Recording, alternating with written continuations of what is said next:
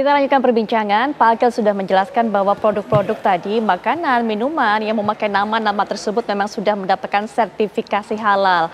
Nah, tadi juga dijelaskan oleh Pak Akil pada saat kemudian Komite Fatwa MUI ini bersidang, mungkin ada perdebatan di antara para ahli yang ada di situ kemudian memiliki perbedaan pendapat. Sehingga kemudian ada yang mengizinkan mengenai atau memiliki toleransi yang cukup besar, sehingga kemudian nama-nama tersebut berhak untuk mendapatkan sertifikasi halal, begitu ya Pak. Kita akan menuju ke tadi yang dikatakan oleh Pak Akil bahwa ini ada yang reguler, ada juga yang self declare. Kabarnya barang-barang ini semuanya mendapatkan sertifikasi halal melalui metode self declare. Apakah memang kalau self declare itu tidak ada filter kembali Pak? Bagaimana sih Pak sebenarnya sistem ini?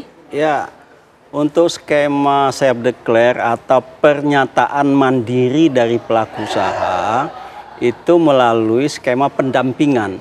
Pendampingan oleh tenaga pendamping yang dilatih oleh lembaga pendamping proses produksi halal atau disebut dengan LP3H.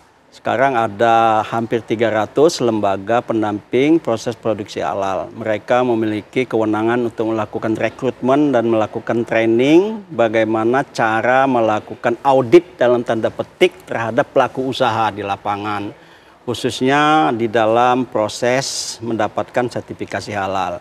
Sebenarnya pendamping itu juga melakukan audit dalam tanda petik di lapangan untuk melihat bahan bakunya, campuran bahan bakunya, prosesnya seperti apa gitu. Sehingga itu hasilnya itu diserahkan ke BPCPH by system untuk diberikan ketetapan halal oleh Komite Fatwa.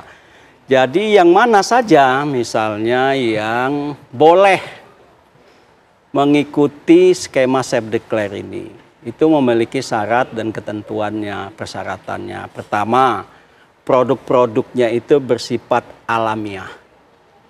Alamiah itu ya misalnya tumbuh-tumbuhan, buah-buahan, kacang-kacangan gitu yang tidak ada olahan apapun, itu adalah produk-produk alamiah. Kemudian produk yang titik kritisnya rendah. Kemudian tidak menggunakan, bahkan menggunakan teknologi yang sangat rendah. Kemudian kalaupun ada bahan-bahan lain yang digunakan, bahan-bahan itu harus dipastikan kehalalannya yang dibuktikan melalui sertifikat halal. Apakah dia menggunakan terigu, apakah menggunakan minyak goreng, atau menggunakan gula, itu harus dipastikan sudah mendapatkan sertifikasi halal.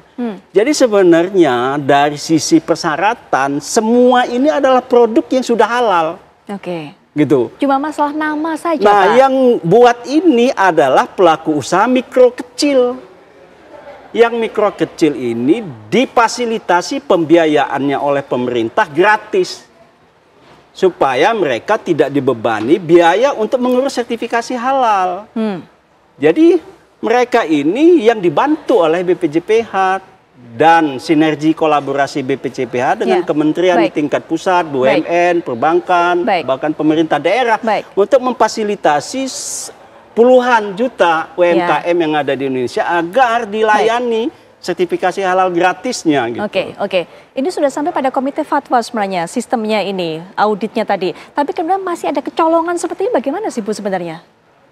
Kalau kecolongan saya rasa itu bagian dari perjalanan ya Mbak ya. Jadi memang kita sudah berlapis ya, seperti kami di LPH LPPOM juga.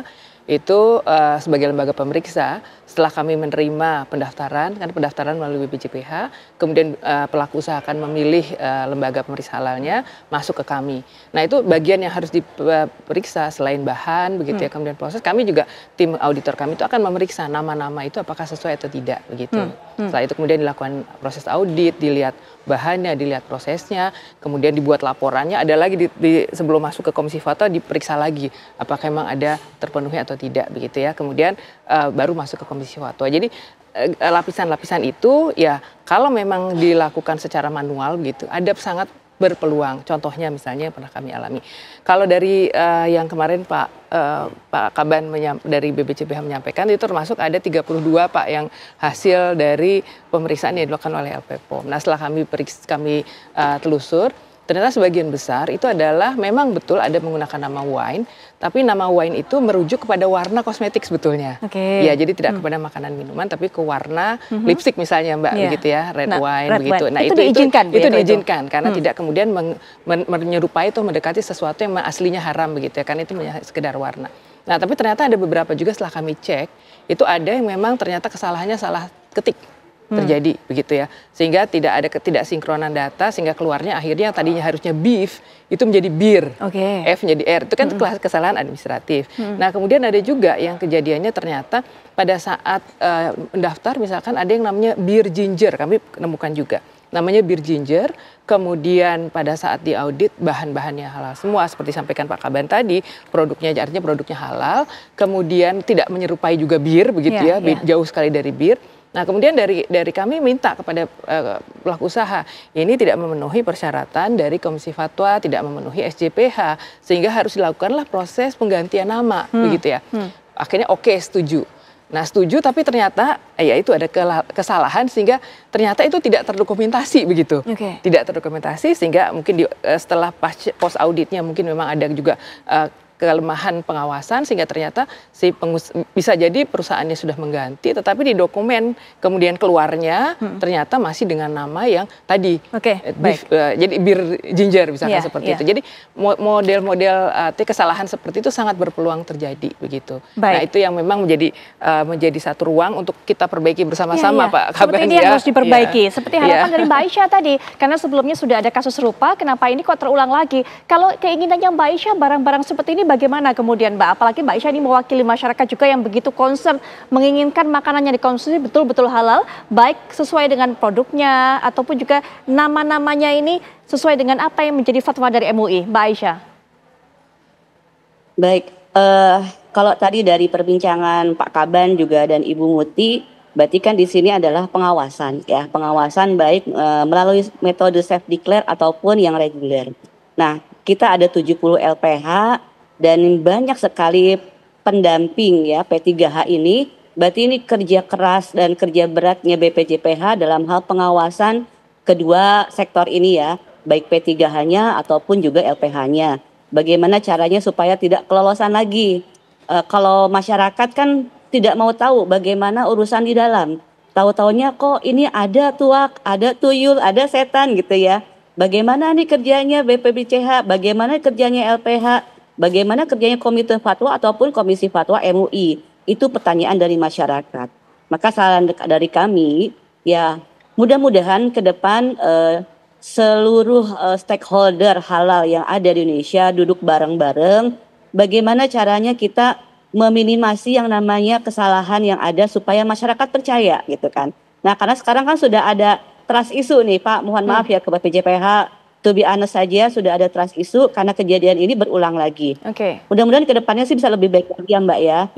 Yang saya tadi sampaikan, yuk bareng-bareng kita duduk, ayo kita selesaikan bagaimana halal Indonesia jauh lebih baik lagi. Baik, Pak Akil, masalah pengawasan ini dipertanyakan oleh masyarakat, bahkan juga ini bisa menyebabkan trust issue, hilangnya kepercayaan masyarakat terhadap BPJPH, Kementerian Agama. Apa kemudian evaluasinya dari apa yang terjadi di beberapa kasus belakangan ini? Ya, pengawasan itu salah satunya adalah partisipasi masyarakat ya.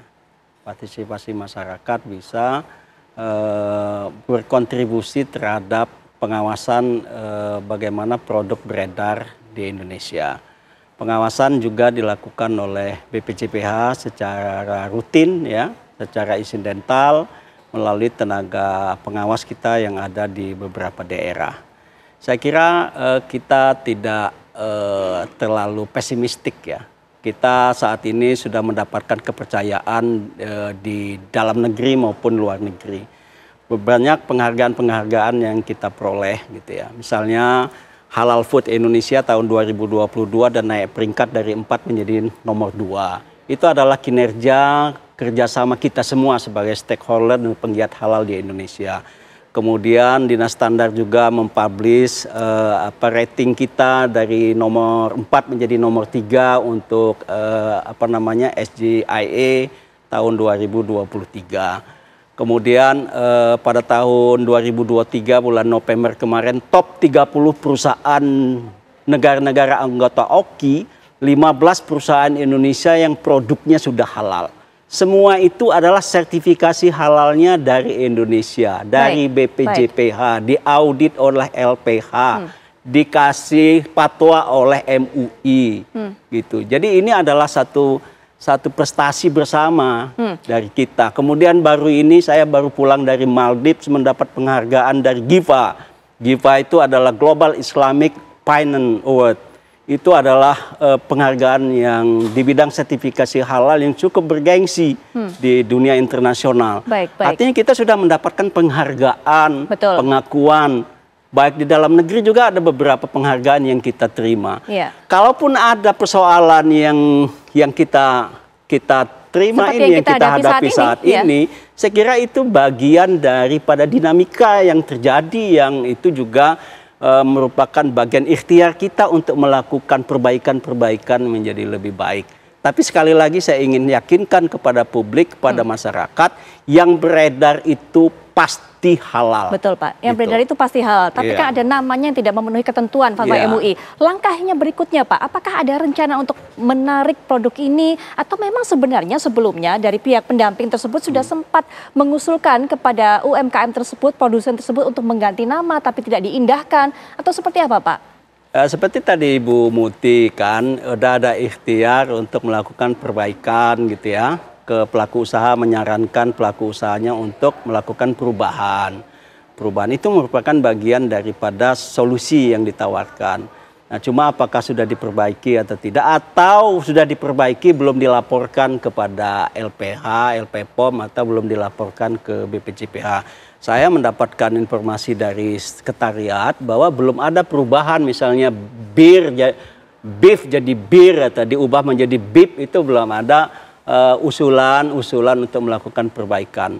Saya tadi habis datang ke kantor MUI, kami dengan Komisi Fatwa, dengan pengurus MUI sudah ketemu, dan kita ingin melakukan langkah-langkah yang lebih sinergi lagi, lebih koordinatif, kooperatif lagi, supaya hal-hal ini yang bisa kita perbaiki.